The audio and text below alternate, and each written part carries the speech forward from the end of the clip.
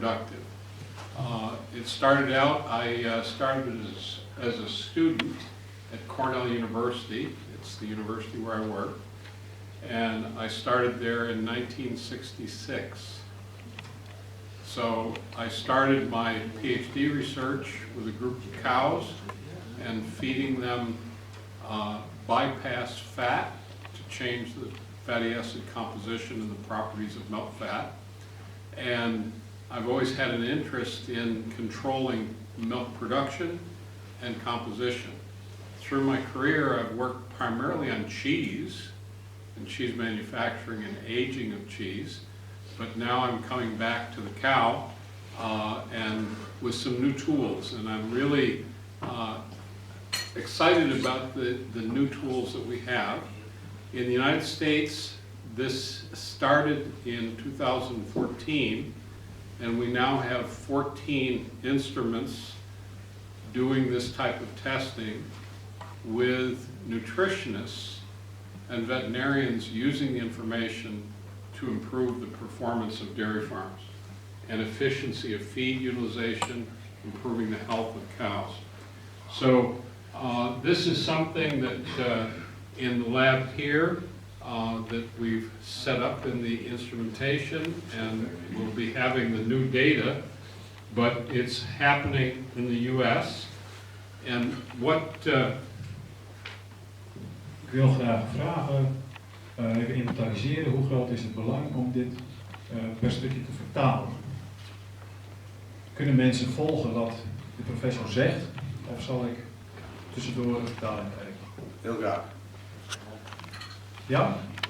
Nou, dan doen we dat. De professor vertelt dus net dat hij oorspronkelijk bij koe is begonnen in de wetenschap met de vertering en voeding. Vervolgens is hij overgeschakeld naar de kaasindustrie. Daar heeft hij heel veel onderzoek gedaan naar wat verschillende eiwitten zijn en hoe die, wat voor invloed die hebben op smaak ook vooral. En vervolgens is hij weer teruggekomen bij de vetzuren. In 2014 zijn er nieuwe tools ontwikkeld en daar is hij nauw bij betrokken. En hij is daar heel erg enthousiast over en hij denkt dat de kansen daarmee heel groot zijn om efficiënter en gezondere dieren te kunnen fokken. What I wanted to do is to be able to analyze a milk sample and use the information from that milk sample, like a fingerprint, to identify how the cow was functioning inside and how the cow was digesting the feed and the health of the cow. Ja, hij vond het dus interessant om te kijken of je via melkmonsters kunt kijken hoe de koe functioneert, of die gezond is en of de fermentatie goed is. So we began this process measuring the structure of the fat, more detailed, not just the concentration, but the composition of the fat. And the cow makes the milk fat from digesting the feed and forage, but there's many different forms of fat in milk. And by telling the balance between the de novo fatty acids and the preformed, we can understand how the system inside the cow is working. De focus ligt dus op hoe het vet in de melk is opgebouwd. Er zijn verschillende vetzuren, langere en kortere, en die hebben een verschillende invloed en die vertellen iets over gezondheid. En door te meten welke vetzuren er in de melk zijn, kun je ook iets zeggen over de efficiëntie van. The goal is to use this information to be able to increase the amount of fat produced per cow per day and the amount of protein, and do it with the same amount of feed so that we get more efficient production of fat and protein in milk. En het doel is dus om de efficiëntie te vergroten door dat te meten en te weten wat je doet. Kun je het melkvet verhogen, maar ook de melkproductie verhogen. En als dat met dezelfde inname van voedsel gebeurt, dan ben je dus efficiënt. This first group of fatty acids, the de novo, is an indication of how well the cow is digesting the fiber and forage and converting that into milk fat. The higher the amount of de novo fatty acids, the better the fermentation in the rumen and digestion of the feed. De eerste groep van vetzuren is die van de novo. En hoe hoger de waarde van de novo is, dat zegt iets over de penswerking. Dus hoe hoger de de novo waarde is, hoe beter de penswerking is en hoe efficiënt. So there's two groups of fatty acids. You can see in the rumen of the cow, the fermentation produces acetate and butyrate, and those travel through the bloodstream to the mammary cells, and from those two building blocks, the cow is making milk fat from digestion of fiber. Vanuit de pens, de fermentatie, komen aceton en komen dan in de bloedbaan terecht en in het uier. En vanuit daar wordt het vet geproduceerd wat je in de melk hebt. The second group of fatty acids is the ones that are preformed. So in corn, in soy, there's already fat in those feeds. The cow digests that feed, absorbs the fat, and it travels through the bloodstream to the mammary tissue to contribute to the fat that's produced by the cow. Dus de eerste groep is de de novo, dat heeft met structuur te maken. De tweede groep wordt opgenomen in de pens vanuit soja en maïs en wordt ook door de bloedbaan getransporteerd uit het uier. The balance between these two groups tell me how well the cow is digesting the fiber and how effectively it's converting the fiber to milk fat and also to protein. So the group of de novo fatty acids in general is the one that we want to try to increase, and those are the fatty acids also that contribute the typical dairy flavor to cheeses and dairy products. Dus die verhouding is belangrijk en zegt iets over hoe efficiënt het voer verteerd is. En ook als de de novo hoger is, zegt dat iets over de smaak van uiteindelijk de kaas waarin het terecht komt.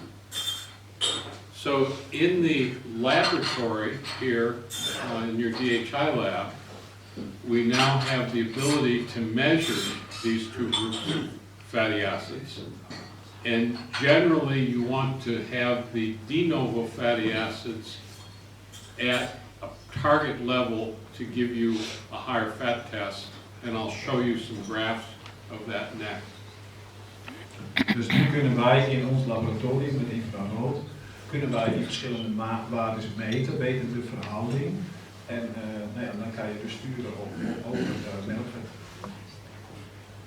In the diagram of the cow eating the feed and the preformed dietary fat, that goes to the mammary gland, but you see in the yellow color, adipose, that's the fat in the body, and in the first 60 days of lactation, the cow is mobilizing that fat. That is all preformed fatty acids, and if the cow has too much fat from the body and mobilizes it too fast, then we have problems with ketosis and displaced abomasum.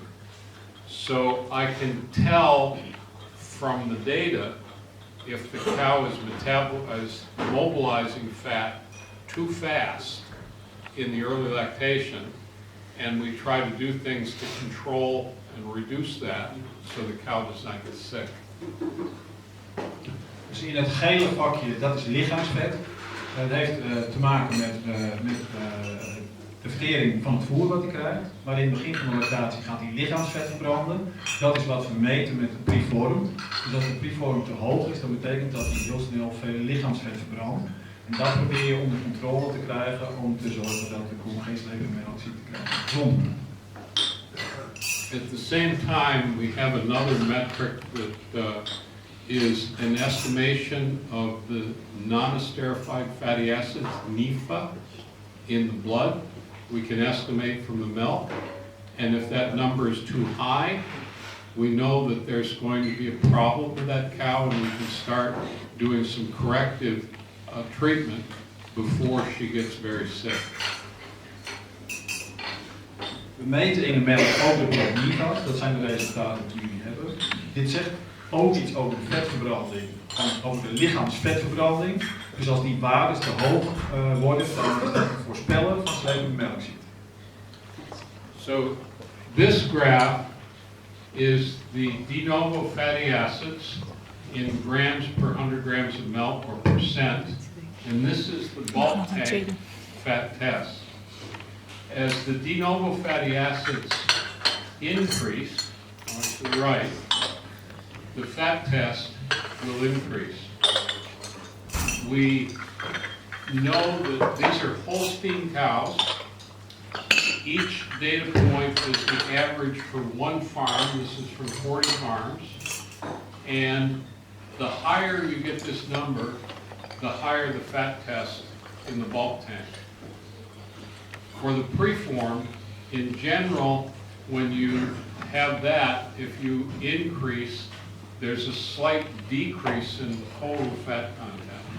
So this is the one that we want to maximize or increase, to increase the fat in the milk and the payment.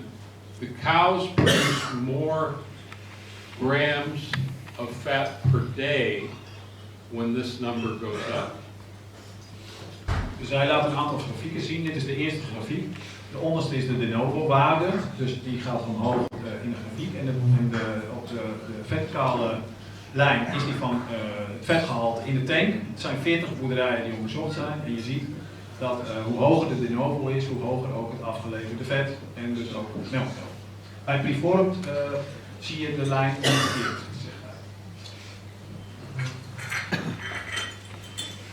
This is the protein, but on the x-axis, it's de novo fatty acids. What we found very interesting was when we increased the de novo fatty acids, the protein also increases. The reason or explanation of why that happens is when the de novo fatty acids are going higher, the fermentation is working much better in the rumen, and the total weight of microbes, of bacteria, protozoa, is higher, and they are converting nitrogen in the feed to essential amino acids. And then the cow digests the bacteria and uses those essential amino acids to produce more protein. So without adding any supplemental protein, the microbes are helping you produce more protein in the milk. Nou, opvallend is dus dat niet alleen het vet omhoog gaat, maar ook het eiwit omhoog gaat, omdat de microben in de pens toenemen en daardoor de koe zelf eiwit kan gaan aanmaken. Dus niet alleen het vetgehalte gaat omhoog, maar ook het eiwitgehalte gaat omhoog als de de novo-waarden stijgen. So with the farms that we're working with on this in the United States, it enables us to increase the fat and protein production per day, but the volume stays the same, so that we get more components without getting more volume of milk. Nou, dus hij zegt dat de melkgift blijft hetzelfde en de gehalte gaat omhoog. Dus dat betekent dat de grammen vet in eiwit per koe geleverd stijgen als je de novo-waarde hoog hebt. And if If you're using the milk to make cheese, it means the yield of cheese is higher, and cheesemakers like that. Ja, dat betekent dus als je er kaas van wil maken, dat je van dezelfde hoeveelheid melk meer kaas kunt maken. Ja, en dat vind ik kaas super leuk. And you should get more money for the milk too. Ik hoor iedereen lachen, maar niet iedereen. This is the graph of the early lactation. So we have the days in milk. So these are the transition cows, the early lactation cows. And there's two lines on this graph. On the left side, this is the estimated blood Nepha. So when this number is above 700 in the early lactation, the cow is at high risk for ketosis. In deze grafiek staan dus twee lijnen en de donkerblauwe lijn, dat zijn de blood Nephas. En als die hoger is dan 700, dan komt een koe in gevaar voor slepende melkziekte. So we have been doing many studies with this. We have the milk estimated blood Nepha, so we are predicting what the blood is without taking a blood sample. We're estimating that from the milk. The dark blue line is with the other axis on the right side, the de novo fatty acids, expressed as a percentage of total fatty acids. This is an example where we tested the milk in the blood Nepha, so the top line is staying too high. That tells us that the cow is at risk for a problem. At the same time, from the same machine, on the same sample, we have the de novo fatty acids, and that's the dark blue line. It starts at about 18%, and normally it should increase. But on this cow, it's going in the wrong direction. The Nepha staying high and the de novo going down instead of up is a very clear signal that there's going to be a big problem. This cow had a displaced abomasum. She had surgery at day 12. The surgery worked, and the Nepha came down, and the de novo fatty acids went up. Een heel lang verhaal, best moeilijk om te vertalen. Maar de lijn van de donkerblauwe lijn, daar zie je dat als de Nephas te hoog zijn en de novo op de rechterkant, als die te laag wordt, dan is er een grote kans op een ledmaagverdraai. Nou, dat is hier gebeurd bij de dag 15 in de melk. Dat is het laagste punt. En je ziet ook dat die operatie goed gewerkt heeft, want daarna gaat die lijn weer omhoog en stijgt de de novo weer. So the goal in this is to test the milk in the first few days, and if the cow is heading towards a problem, to do something to prevent it. So we're working on strategies of what we change in the feeding and the management of the cow to prevent the cow from having a displaced abomasum or to prevent ketosis. Je wilt dus uiteindelijk voorkomen dat de koe een ledmaagverdraaiing krijgt of slepende melkziekte. En om dat te doen is het belangrijk dat je in de eerste dagen, de eerste weken van de lactatie meet, omdat dat je dan weet hoe hoog de de novo en hoe hoog de Nephas zijn. En de de novo moeten zo snel mogelijk omhoog en de bloed Nephas moeten zo snel mogelijk naar beneden. So this is an example of how we use the data, and we're trying to predict before the cow gets sick what's going to happen and try to take action to prevent it from happening. So in ketosis, for an example, if we see the cow going that direction, usually about 7 days before the cow is clinical, we'll be about 90% sure that that cow is going to be clinical in ketosis. So at that point, we would start a low-level treatment with glycol to try to prevent the cow from getting such a severe clinical ketosis. Met deze data, door die te meten, zie je eigenlijk een week van tevoren aankomen dat een koe slepende melkziekte gaat krijgen. En als je dat gemeten hebt en je weet dat dat gaat gebeuren, kan je met propyleenglycol bijvoorbeeld kan je maatregelen treffen om branden te voorkomen. So we're just beginning this, and the more we do, the more experience. We don't know all the answers, but now we have some new information to try to react sooner to improve the health of the cows. This graph is something that there's on the right side, it's the bulk, it's the fat test, and this is the average of 40 farms. And we have the months of the year, and we have data now up to 2019.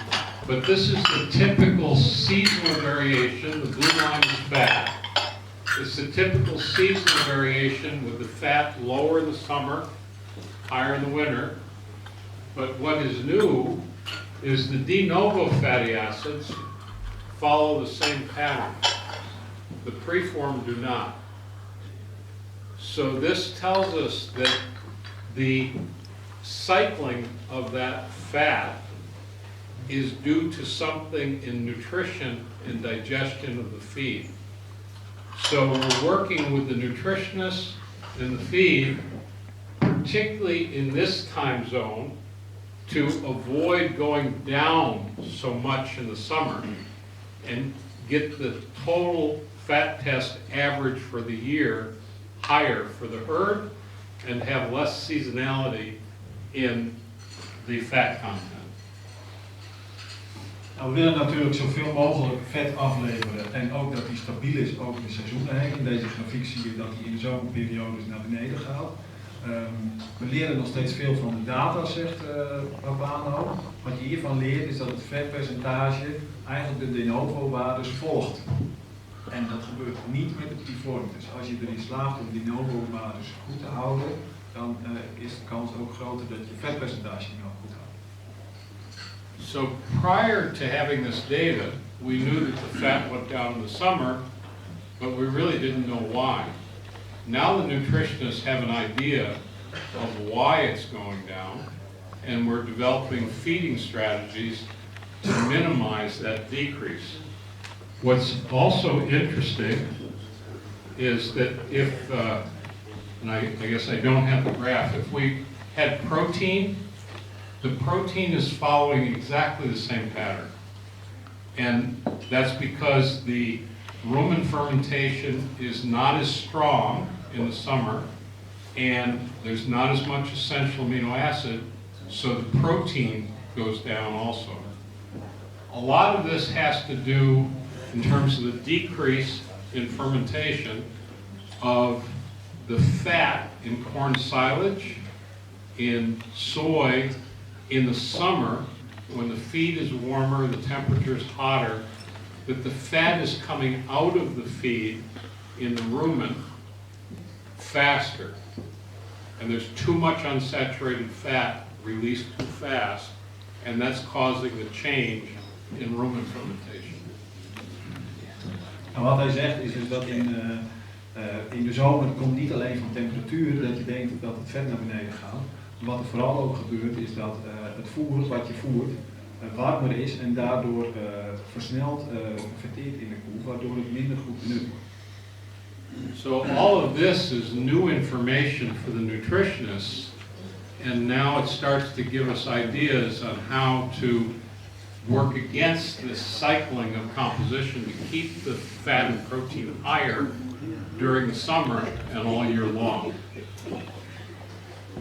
We have examples, I don't have time to go into them, but from the data, milk fat depression is a common problem in high producing dairy cows.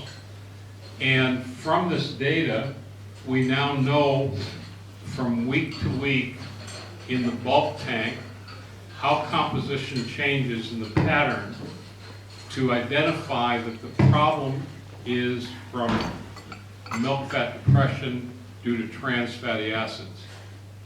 That's one. We can look from the data, we can identify when the immune system is increasing in activity, and what's happening when the immune system, there's something wrong with the cow. It's not the feed, it's some leaky gut, some immune problem where they're fighting something, coronavirus, and to do that battle with the illness requires glucose.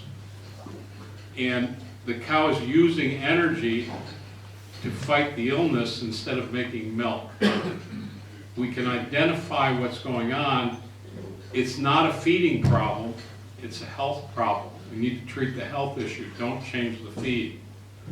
So we have examples of this, and the last one is really very interesting, where from watching the data, we can tell when a error in the feed has been made in reformulation. You run out of one batch of corn silage, you move to a new one, you get it tested, you reformulate the ration, but something was wrong. We know the fat test, if it goes down, something's wrong, but this tells us more specifically what the problem is, and we use this to troubleshoot problems with rations.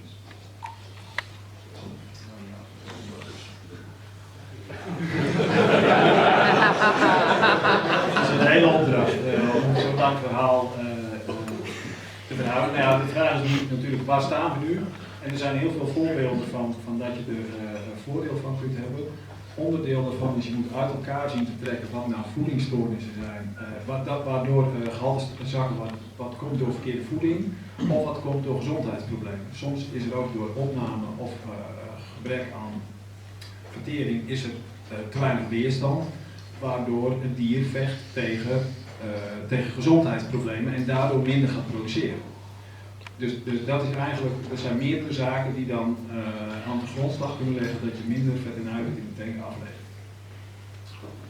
So he has just passed the class, and now you can teach this at the university.